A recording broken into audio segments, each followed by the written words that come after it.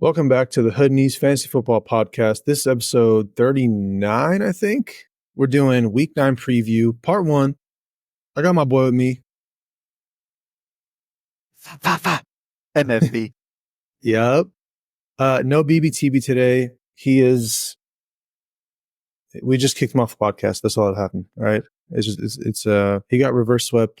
We're not having him on the podcast anymore. Got a little job posting on Indeed.com if y'all want to check it out. Yeah, the link will be in the description, guys. You guys can apply, and we'll have you guys on the next episode if we decide to hire you. Let's get into it. Thursday Night Football, Texans versus Jets. Do you have any expectations for this game? Shootout, quiet game. Expectations, Jets maybe finally win. I mean, their defense, I don't know, man. Their defense has been still doing okay. I mean, bro, Texans have no Nico Collins, no Stephon Diggs, unfortunately. It's really sad to see him go down. Yeah. So now Tank Dell can finally come online fantasy-wise for all the Tank Dell owners out there.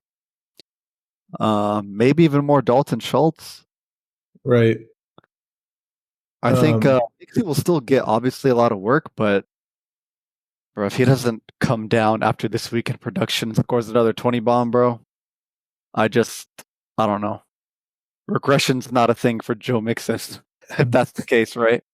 For Joe, you said Joe Mixon? Joe Mixon, yeah. Oh, yeah. No, if they're playing from behind, how do you think he will perform? Or do they just hand him the ball and hope for the best? Because all they really have in terms of receiving options is Tank Dell, Xavier Hutchinson, and then Robert Woods. Yeah, I don't see them playing from behind like that, right? Okay. I think this game is supposed to be very, very close. Okay. Within a point or so, really close.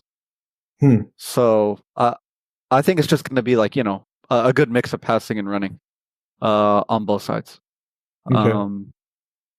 Yeah. Move over to the Jets side, right? Strangely enough, after the whole coaching change, we saw Breece Hall get immaculate usage, right? His running back rush share was through the roof. Right. Weirdly, though, Sunday, his running back rush share was 57%. Target share 12%, which isn't terrible, but my only explanation is they were saving him maybe for Thursday Night Football. Yeah, I think Breece, maybe they were just trying to do something different. They lost 2 games in a row like that, and so they're like, let's just switch it up. I don't know. Your logic makes more sense that they're trying to save him for this week, but I mean, They gave him a ton of usage and a ton of rushes in week 6 and 7, and he performed great. But then I don't know. Maybe they're just like, well, this isn't working. We're still losing games, and they don't want to blame Aaron Rodgers, so they're just like, all right, we'll just split the workload on the rushing side. I don't know. Yeah. I mean, as far as starts, you're starting Devontae Adams, you're starting Garrett Wilson, you're going to start Breece. Yeah. I don't know. I still wouldn't even flex Braylon. Yeah, way too That's risky. something we'll have to see, right? Will they really mix in Braylon like that to get, I don't know, like a 60-40 split in the backfield? Then we'll know more. But yeah, on the Texans side, I've seen people bench Stroud, man. People are not happy with CJ Stroud. Yeah, he hasn't been performing, and he hasn't been doing well in away games as it is this season. So this is an away game. It's a primetime game. He doesn't have a lot of weapons now. He's out Nico Collins, out Stephon Diggs. All you have is Tank Dell, a bunch of scrubs, and then the tight end, Dalton Schultz. So not to mention it's still the Jets defense is still really solid. Yeah. So let me ask you, bro. All right. CJ Stroud or Tua?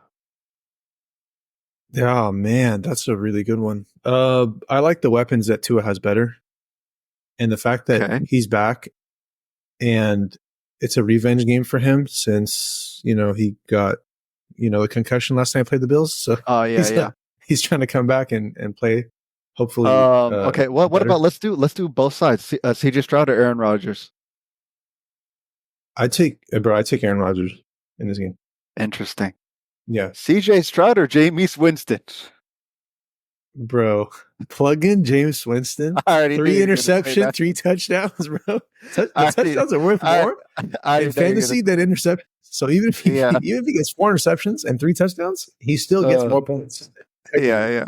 Yeah. Oh, man. He gonna be slinging it. I agree with you on that take, honestly. Yeah, I might plug Jameis Winston at this point, especially with no Nico, no Diggs anymore. dude, it's really tough for them to move the ball. Their best player right now is probably Joe Mixon. So if they just hand him the ball and let him run, Stroud doesn't get any points for that. So in terms of fantasy, you're not happy with him if they just keep handing the ball off and if they get rushing touchdowns versus passing touchdowns. I think that's it for this matchup. Anything else on these guys? Anyone we missed? No. Okay, I'm trying to think. Conklin, is he streamable against Houston, the tight end? I'm not crazy about Conklin as like a steady, like confident option. Okay. Yeah, he had 2 decent games. He had a touchdown in the last 2 games. So Houston's been pretty good against tight ends, so probably not. There is no Alan Lazard this week, I believe. So if that makes anybody more confident about Conklin, there you go. Okay. Yeah, there you go. All right, moving on. Saints versus Panthers, both bottom tier teams. BBTB's not here to defend his team. But Derek Carr coming back. He's expected Derek Carr possibly coming back. I think it's optimistic and looking good for Carr to come back. Yeah. I'll somewhat defend BBTB. I think Saints D will go stupid this week.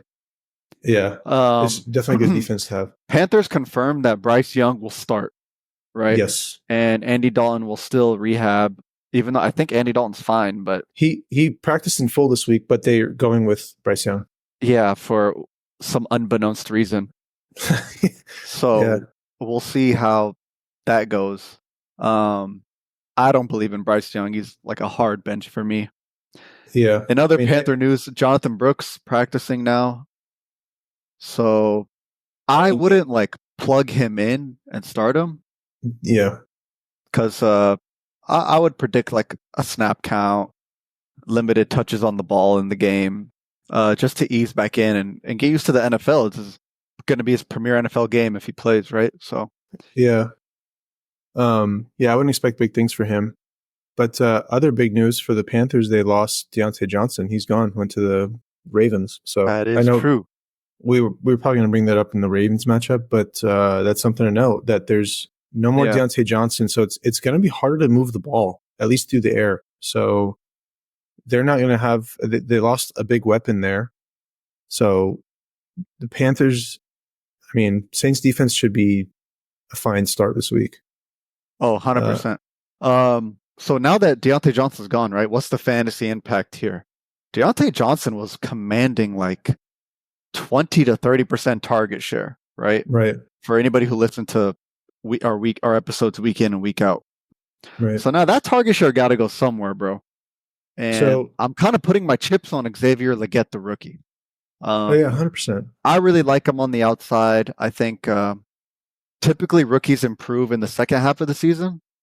So I'm kind of excited to watch him and see how he does. Another name is Jalen Coker, which the coach talked about a little bit today, I believe. Yeah. As like the wide receiver 2. Adam Thielen could be back soon in the mix too. So yeah, it's kind of like a wait and see, but I'm pretty sure like Legette will reach like 20% target share is my guess. Mm-hmm. So yeah, Thielen, I don't know if Bryce Young played that game against Vegas when he got the touchdown when he injured his hamstring, but he did practice in limited fashion this week. I think he was activated off IR last week, but they ultimately held him out. But this week he's practicing limited on Wednesday today. So we will see how he progresses through the week.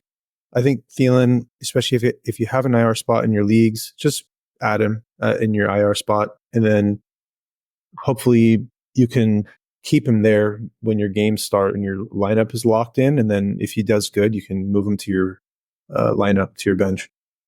Yeah. Man, so let me ask you this: with Bryce Young starting, Yeah. would you flex Xavier Legette? Yes. I think so. Interesting. I think just with the volume and the Saints having Derek Carr, I think that they're going to be ahead. So the Panthers are going to have to play from behind. And Mm-hmm. as bad as Bryce Young is, I think their best receiver will be Leggett. So I Yep. think he's a decent start this week. In my opinion, he's startable. I could see that. I'm not, man. The thing is, I do not believe in Bryce Young. I No. called out Bryce Young to be benched week 4, and it happened week 3. So, like, Yeah. I really just don't believe in this guy's talent at all.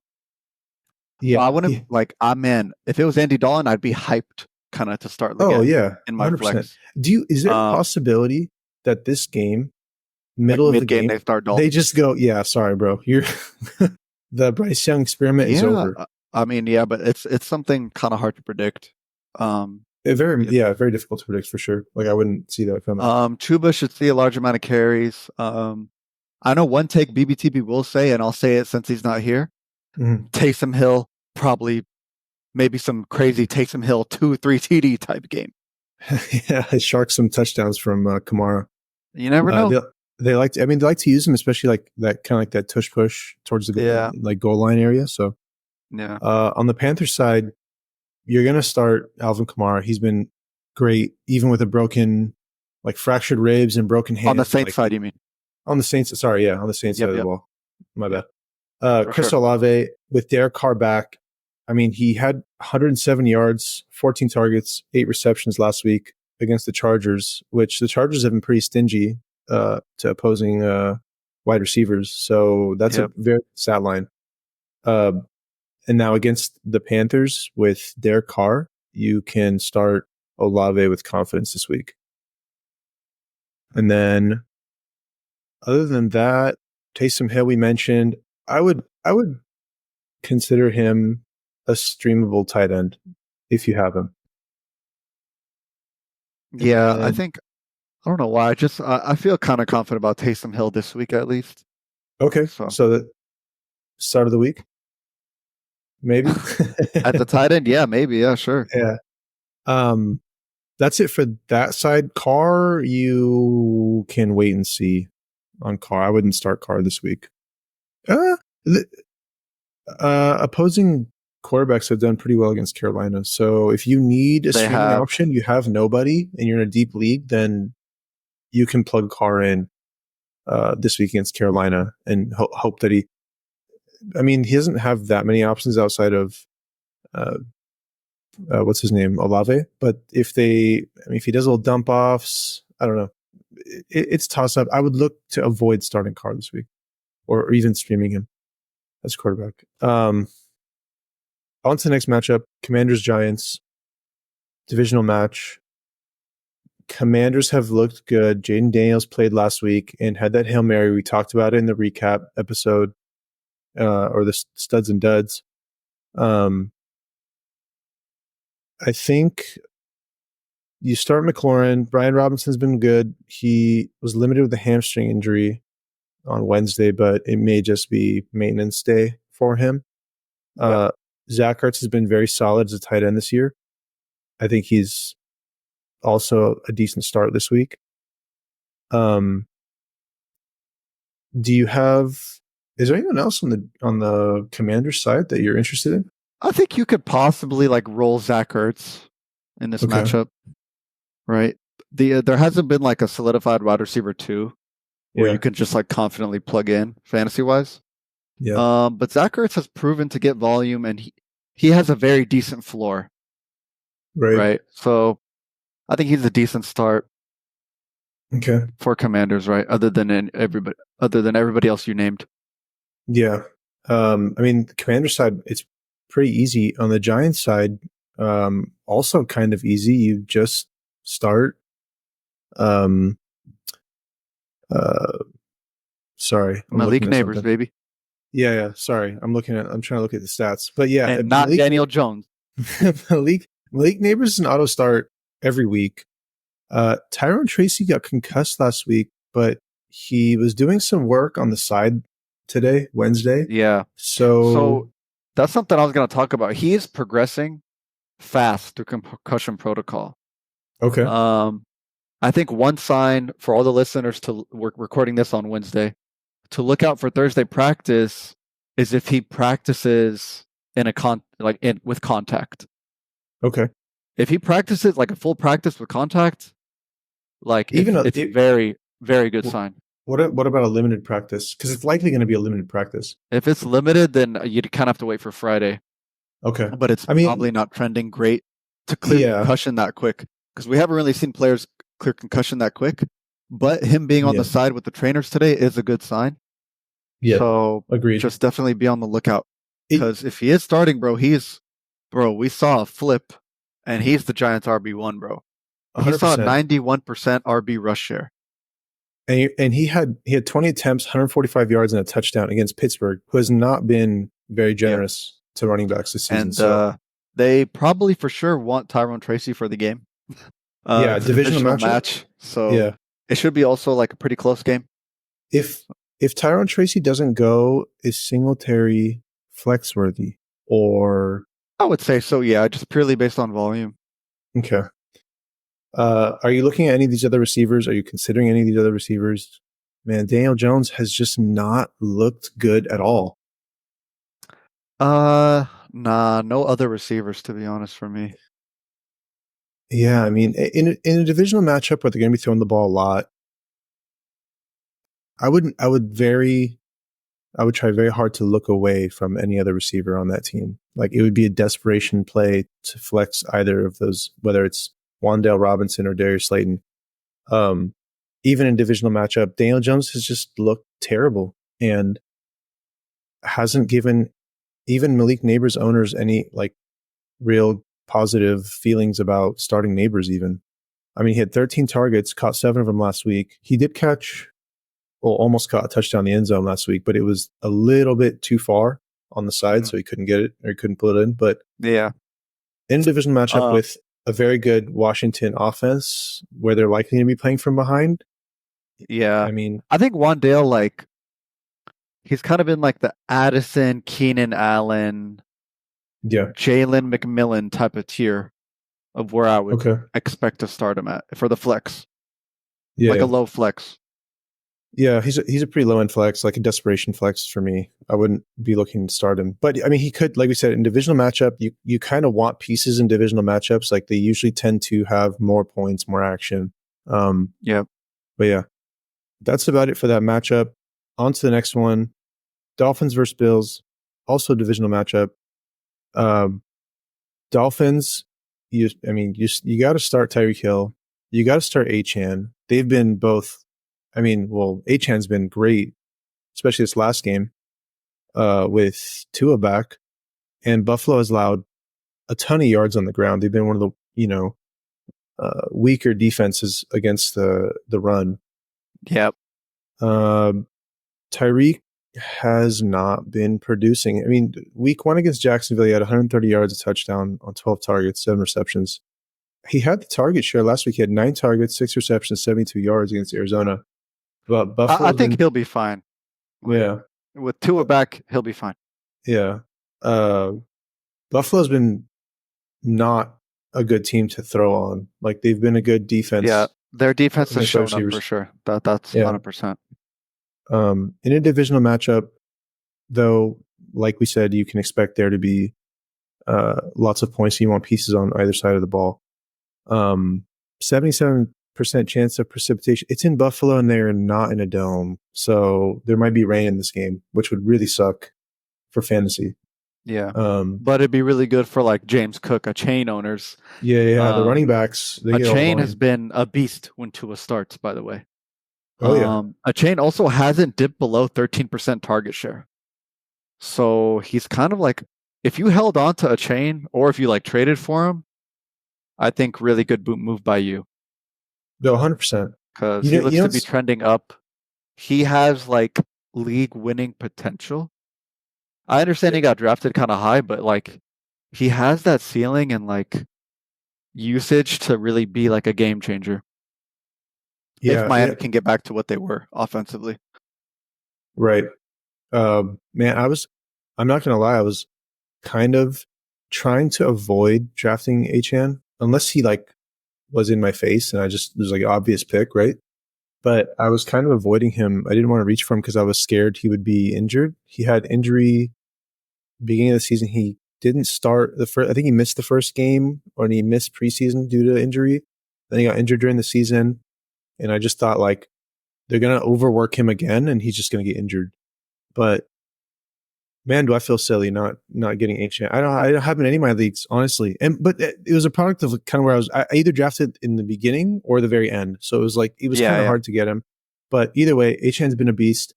I forgot to talk about the other side of the receiving on the Bills is kind of the more murky-ish area question, right? Like, yeah, would you rather Amari Cooper or Khalil Shakir?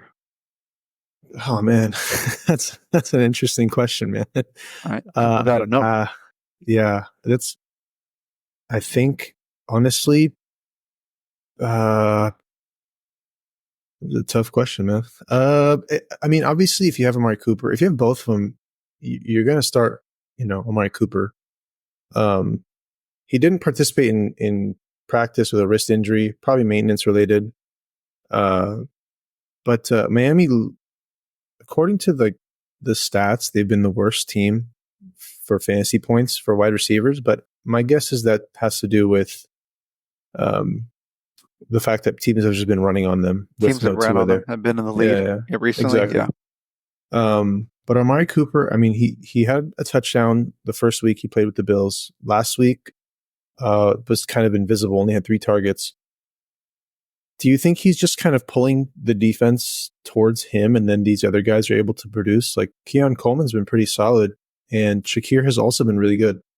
The thing with that like notion is it depends on the coverage defenses are running, right? Yeah. Because that's not really true 100% of the time, right? Right. And I think I saw a statistic. I wish I remember the numbers, but when like a star wide receiver joins like a team, what happens to like the wide receiver one that was previously there? Yeah.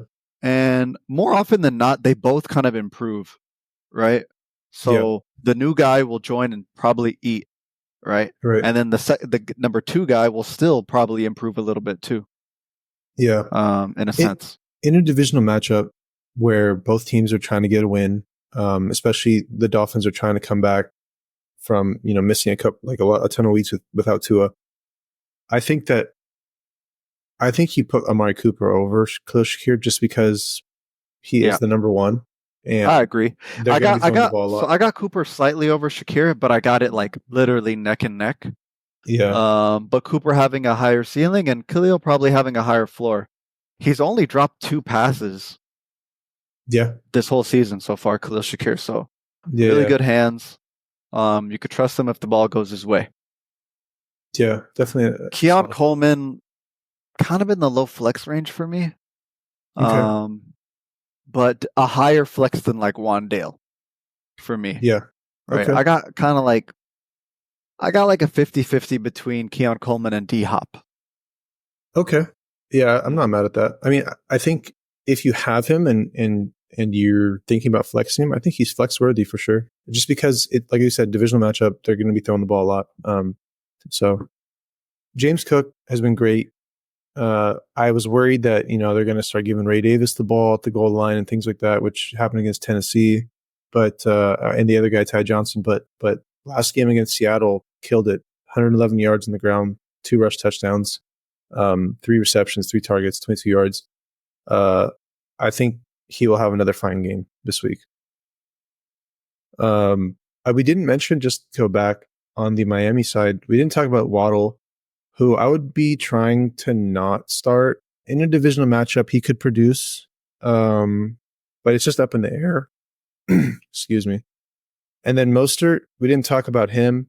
Buffalo, you've been able to run on a lot, and Mostert seems to be getting the goal line work. Last week he had 9 attempts, 19 yards, 2 touchdowns. So he's getting more the goal line kind of rushing share. And against Buffalo has been easier to run on. I think Mostert is a decent play this week, like a low end RB2 in this divisional matchup, or like I'd probably put him like flex, like low flex for me. Okay. because you're pretty much hoping he gets a goal line tud. Yeah, That's that's kind of my true. thing. But like Yeah, you're correct. Like yeah, they still deal. He's still a part of the offense, and they work him in. true. Yeah, yeah. On to the next matchup: Chargers versus Browns. Lad McConkey, man. Lad McConkey, baby. Lad mother McConkey, man. That boy's a dog, bro. Harbaugh was talking to him like he was comparing him to Steve Smith. All right. I don't know if I you heard the mean, press. Yeah, he was literally yeah, Harbaugh said that. So I was like, crazy. damn. Yeah, he had a career game last week. Um, Right. like we mentioned about Leggett, he's a rookie. Rookies, they improve as the season goes on. Yeah, second half. So I'd be confident him as like a wide receiver too, low key. Even with Quentin Um, Johnson, looks like he's coming back. He's limited at practice with his ankle. And Quentin Johnston, Schmenton Johnston, bro. I didn't don't even worry look about at him. his way, bro. Don't worry about him. Yeah, I mean they don't have that many options for wide receiver. Josh Palmer has been decent, I guess, but not really Yeah, doing like much. Palmer, like DJ Shark, like they kind of like all been hurt. I'm not gonna lie. Yeah, Besides Lad, thankfully. yeah. Who is Um, also, but Lad's you know, like, the as far as right now, is the only like trustworthy guy getting the targets and everything. getting the But again, like targets that I Chargers would are say. like a very run heavy, run first team. That's kind of how Harbaugh operates. Right. So with that being said, like you could roll J.K. Dobbins out confidently. Okay. Um, Even against a tough Cleveland defense.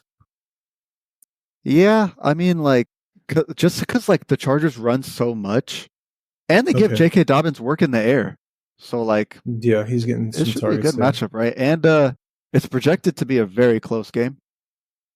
Okay. Do you So have the over I under think on that one? like the over under isn't crazy high. It's 43, but Chargers are favored 1.5.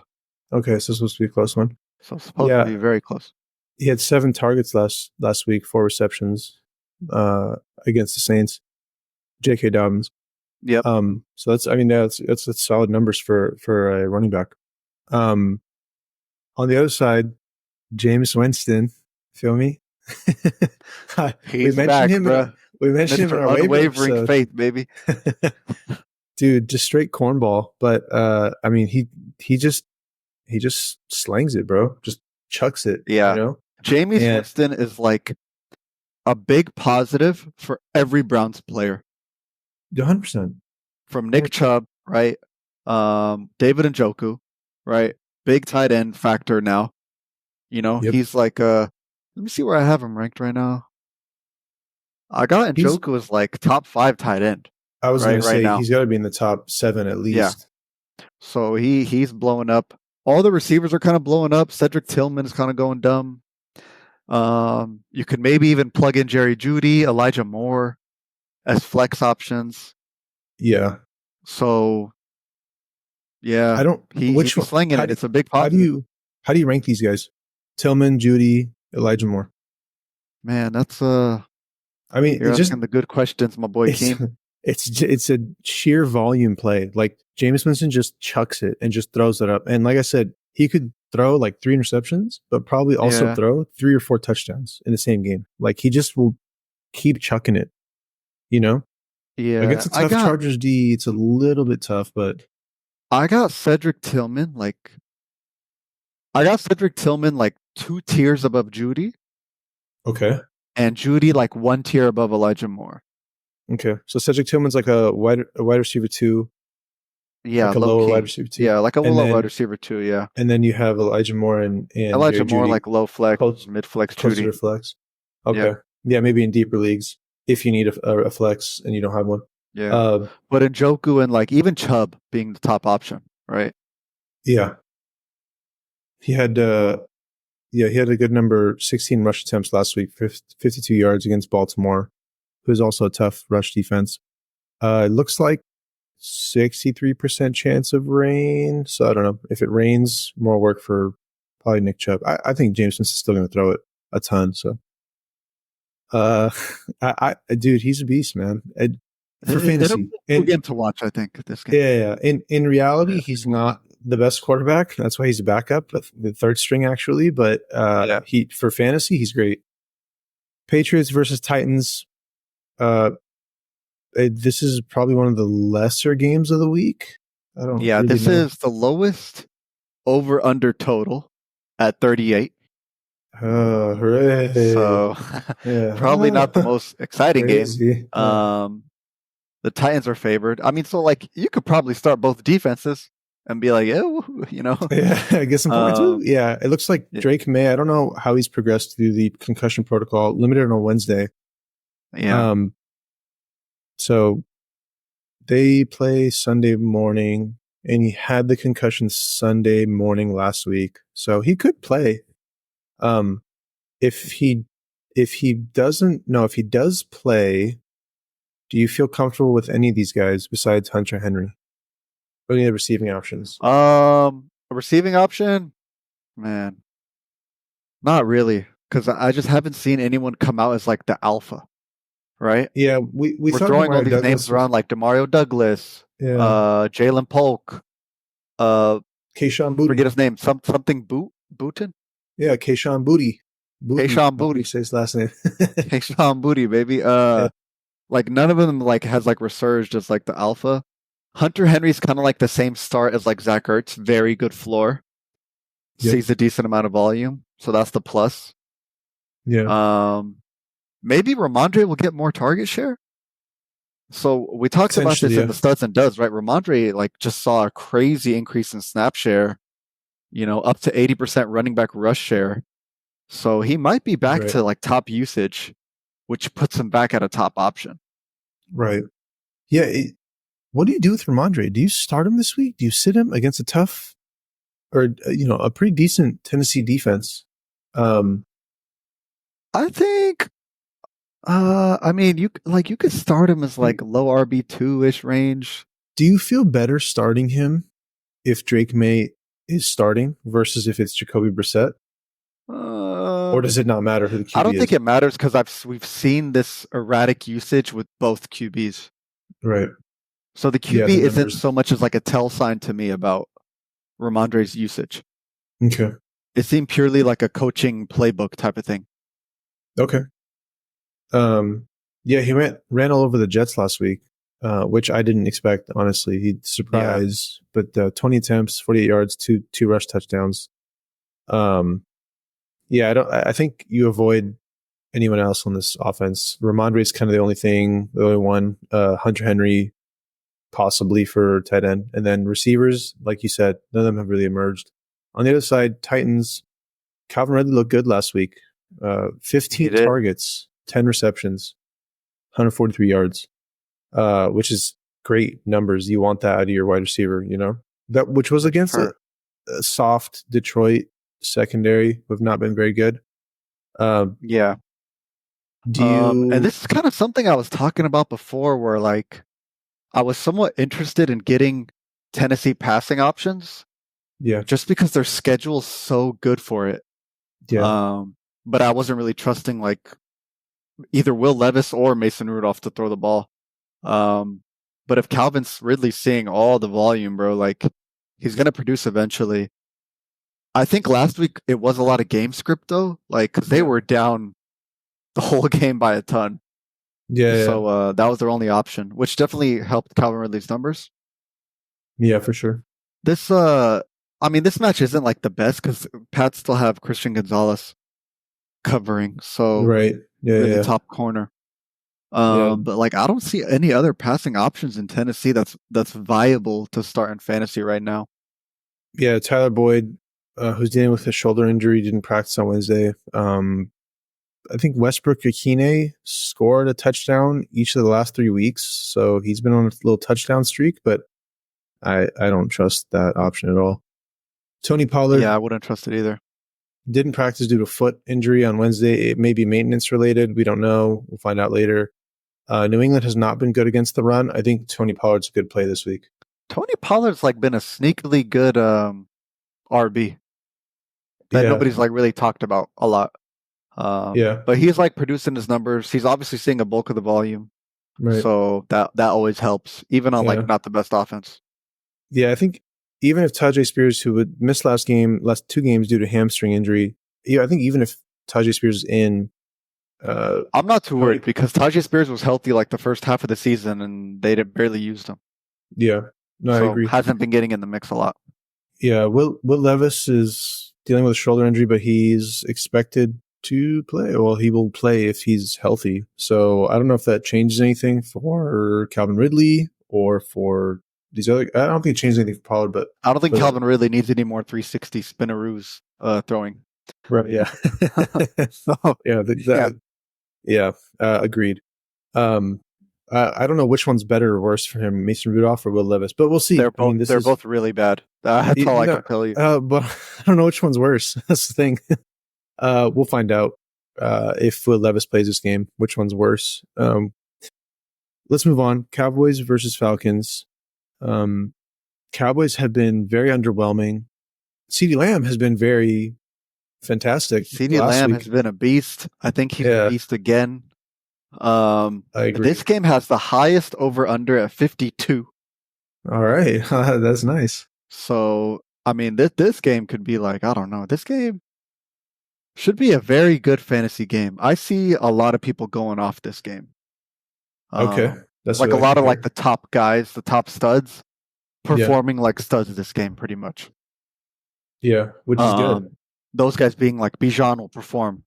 Yep. Drake London will be a stud. CeeDee Lamb will be a stud. Mm-hmm. Dak probably comes back and doesn't have 1 point at the half. Kirk Cousins might ball out.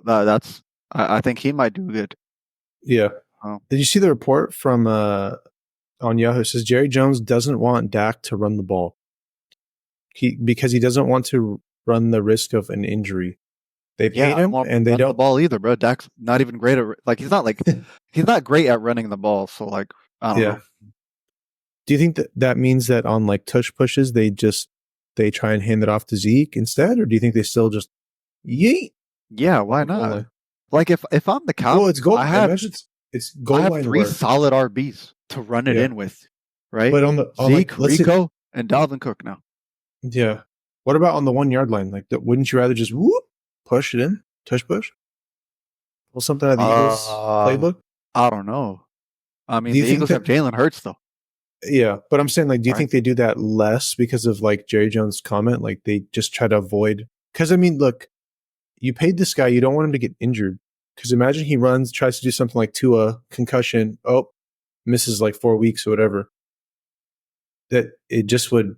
I mean, the team. Yeah, I get that completely. But like, to me, it doesn't like matter because I don't think anybody drafted Dak for like, he's gonna get tush push TDs. True. That wasn't really baked into his ADP. Yeah, it was baked into Jalen Hurts ADP. Yeah. I mean, he has 1 rush touchdown on the season, but that game was his best performance of the season. So he had almost 30 fantasy points. Like because he had a rush TD. So yeah. But if they're gonna not allow or they're gonna stop him from doing that would it just wouldn't be as good for him for fantasy. But he should be doing it more through the air, anyways. CeeDee Lamb has been great. I mean, I think they kind of miss Brandon Cooks just having another option, like a throwing option. Yeah. Turpin's been decent. Tolbert has been decent. Like, these guys aren't CeeDee Lamb, and you can only target him so many times. He had 17 targets last week and then 14 before the bye. Like, he's getting everything. He's like 40 something percent. Was that 40% target share? It was like 42, something ridiculous. Like 46 maybe. Yeah, you can only target him so many times in a game. And like before, defenses were like, all right, so he's going to throw it to CeeDee Lamb. So let's just cover him. But yeah, I don't. I'm expecting a shootout, like you said. I think Dak is going to have better games, and I think this could be one of them. On the other side, you have the Falcons. On their wide receivers, Drake London. Do you start Darnell Mooney? Darnell Mooney should be like a cool start, I think. Okay. Let me see around where I have him. I have him I kind of have him near Ladd McConkey and Jalen Waddle, Tank Dell, that type of range is where I have him. It's not bad. Yeah, Bijan has been great the last 3 weeks. Over 20 fantasy points in half PPR leagues in the last 3 weeks. He's been getting a lot of targets, 4 targets, 5 targets, 7 targets in the last 3 weeks.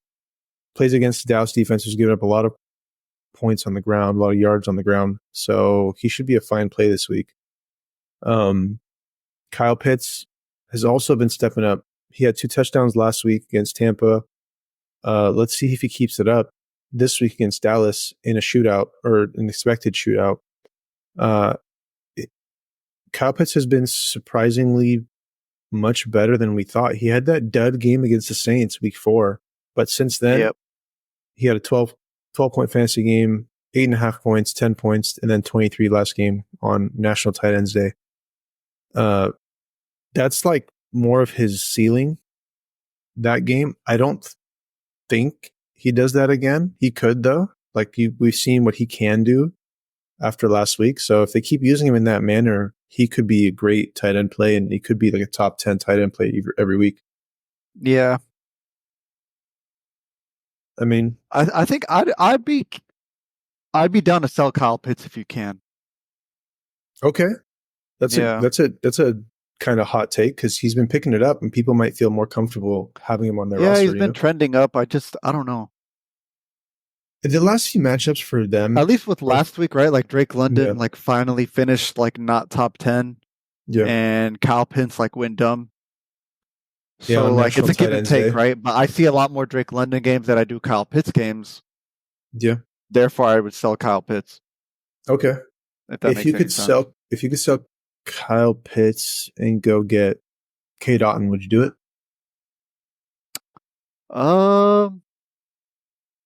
I might do that, but yeah, that's like an even trade to me, honestly. Okay. Like if you literally swung a 1-to-1, like it's pretty even. Yeah, but who do you take over the other? Which would you rather have rest of the season? Rest of the season is kind of tough. I would really have to check schedules, to be honest. Okay. All right. But like the next like 3 to 4 weeks, like K. Dotton's like. Would you swing Kyle Pitts and try and go get Sam Laporta? Who's been kind of whatever. Sam Laporta's kind of risky, man. I'm not gonna lie. Yeah, that's tough. Sam Laporta's kind of risky. He had a good game finally on National Tight End Day. Yeah. Every tight end had a good day. Like we've seen the Lions just do crazy well. The Lions are doing so well it hinders their fantasy performances.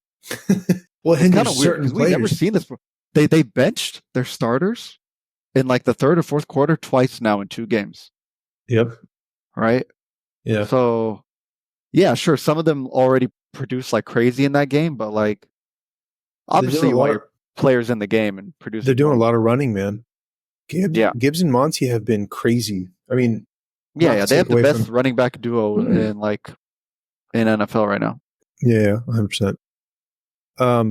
But as far as this matchup is concerned, that's about it. Anything else on any of these guys? Algier, do you think about touching him or like low end desperation flex play? Because like a very desperation flex. One thing I did want to talk about is like the Cowboys running backs. Okay.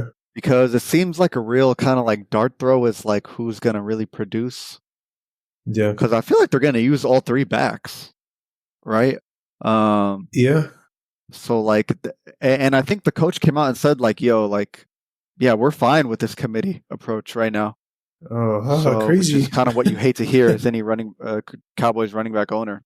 Yeah, I mean, Dowdle didn't play last week due to illness, but he's been the better back of the 3. So hopefully he gets a touchdown. He has, but he's not seeing like, I don't know, like 60-70% RB rush share. You know, right? Yeah. Hopefully you have a better option than Rico Dowdle, and you're not depending on him to win you your weeks. Anything else on these guys? Jake Ferguson? We didn't talk about him. He might be like cool, you know? Okay. Probably less than Kyle Pitts this game, but like not by far. Okay. They're kind of like back to back. I was gonna say I would. Yeah. I don't know who I would take. It's a toss up for 50-50. That does it for that matchup and this episode. We'll see you guys on the next episode where we cover part 2. We may have a bonus episode in between. Stay tuned. Listen in. Check out the episodes when they drop. We'll see you guys in the next episode. Peace. Deuce.